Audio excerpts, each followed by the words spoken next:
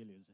Eduardo, dois times muito parecidos, gostam de trabalhar com a bola, mas dentro de campo a gente viu um Fluminense muito pressionado atrás, tanto no primeiro quanto no segundo tempo. Eu queria que você fizesse uma análise desses dois tempos e falasse por que foi tão difícil para o Fluminense jogar como gosta. Boa noite.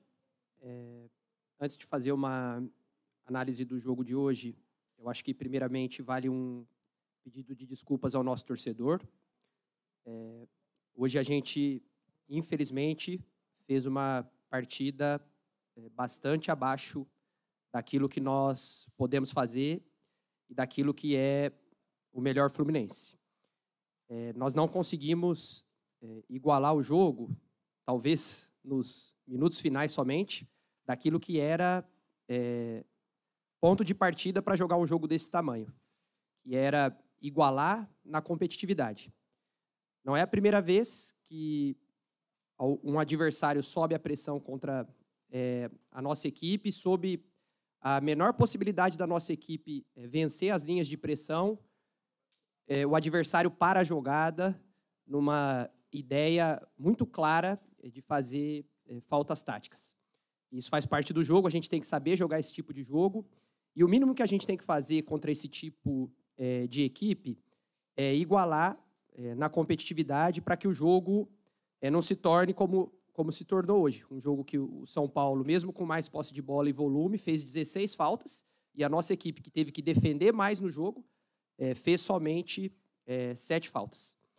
Isso posto, você tem razão na sua pergunta, a gente teve dificuldade para conseguir sair jogando em ambos os tempos.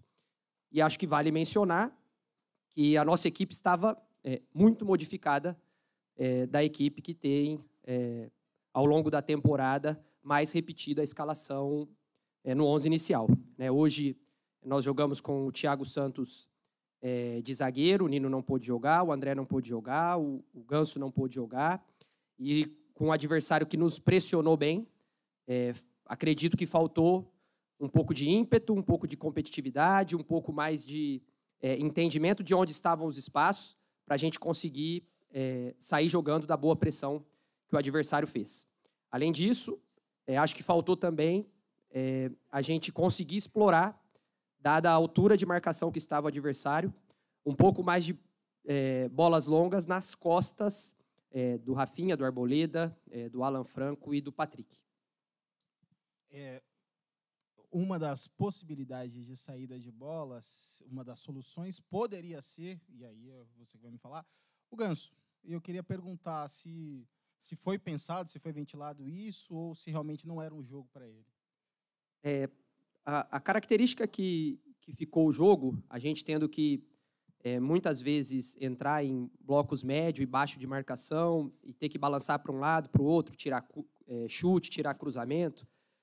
O São Paulo, acredito que deu 21 finalizações, mas muitas foram pressionadas com o jogador incomodando, atrapalhando ou próximo da área para cortar cabeceio, para tirar chute de entrada de área. Eles tiveram um bom chute numa segunda bola de escanteio, de fora da área, e conseguiram, naquilo ali que é o meio termo entre um cruzamento e um lançamento, numa boa bola do Rafinha, achar as costas da nossa linha, numa das vezes que a gente não foi eficiente taticamente para neutralizar essa ação. Então, o jogo não pediu o Ganso, sobretudo nas condições clínicas em que ele se encontra. Ele vem arrastando uma lesão no pé, que já o tirou de outro jogo, e a gente achou prudente, nesse momento, preservá-lo, imaginando que a gente vai ter, após esse fim de primeiro semestre, ele mais inteiro para a sequência de jogos decisivos que nós vamos ter ao longo da temporada. Gabriel Amaral, Rede Tricolor, boa noite. Boa noite. Assim, a gente viu algumas vezes, depois, nessa sequência desde o jogo contra o Cuiabá, são 11 jogos, o torcedor falar assim, mais agora para o final. Esse jogo até que não foi tão ruim, esse resultado até que não é tão ruim, acontece, é algo normal, mas a sequência está pegando muito. Nessa sequência, o Fluminense, de 11 jogos, os últimos 11 jogos, fazendo um recorte longo ali de 2 meses, O Fluminense, que era um time que tomava poucos gols, tomou gol em todos os jogos. Era um time que fazia muitos gols. Fez 8 gols nesses últimos 11 jogos. E era um time que produzia muitas chances. Mesmo quando fazia poucos gols, produzia muitas chances. E nesses últimos jogos a gente consegue encontrar recortes ali onde produziu. No geral, pegando as suas coletivas, foram algumas nesse período, e do Diniz, a gente vê sempre falando assim, não, foram 30 minutos que a gente dominou, um primeiro tempo que a gente dominou. E aí, as dúvidas que todo torcedor tem são duas, né, as dúvidas. A primeira é, o que aconteceu? Obviamente, sabendo que não é uma resposta só, são várias. E a segunda é, o que fazer agora? Porque o Fluminense vai ter em julho 4 semanas livres, né? Não tem sequência de Copa do Brasil. Quais problemas vão ser atacados inicialmente por você e pelo Diniz para resolver essa situação? Porque nesse recorte de 11 jogos, como eu falei, o time tem tomado mais gols, e é um recorte mais longo, tem tomado mais gols e tem feito menos gols. Gabriel, eu concordo com boa parte da sua análise.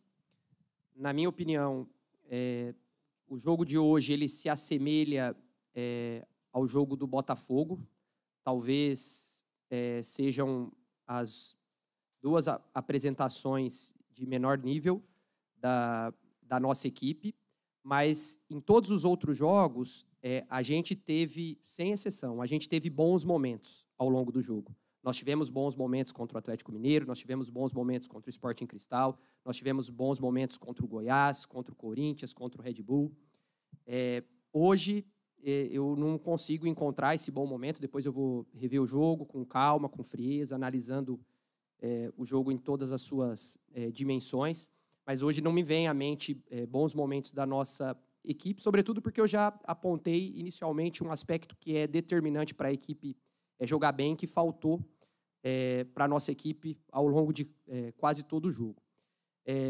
O que a equipe vai atacar, assim, nós, após muito tempo, vamos ter uma semana aberta com condição de treinar os jogadores. Após aquele ciclo de 21 jogos, o intervalo que nós tivemos da data FIFA, aquele período ele foi muito mais para recuperar os jogadores, após uma sequência pesada de 21 jogos sem semana cheia. Então, nós ali tínhamos que recuperar os jogadores para os jogos decisivos que se apresentavam na sequência. E agora não. Se não houver antecipação de nenhum jogo, nós teremos 4 semanas cheias.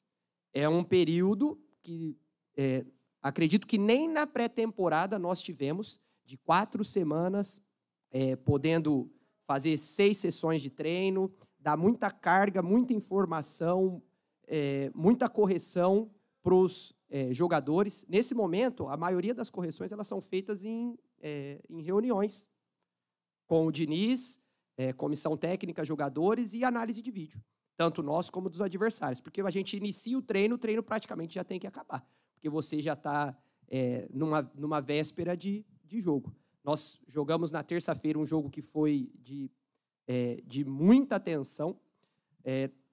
Quarta-feira recuperamos, quinta-feira treinamos muito pouco e ontem já era a véspera. Como é que você faz um treino de 1h30, 2 horas na véspera de um jogo que ia nos exigir, como exigiu, física, técnica, tática e mentalmente? Agora não. Agora nós vamos ter 4 semanas cheias, com a janela aberta, que vai ser importante para preencher algumas lacunas do elenco, e a gente tem convicção que a gente chega fortalecido para esse próximo momento da temporada.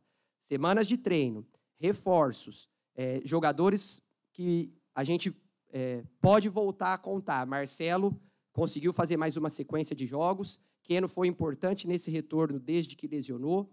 Tem a chegada de algumas contratações. O Diogo Barbosa já foi anunciado. Então, a projeção para a equipe ela é muito positiva. E essa equipe ela vai voltar a ter não recortes, mas desempenho, como já apresentou em momentos dessa temporada. Qual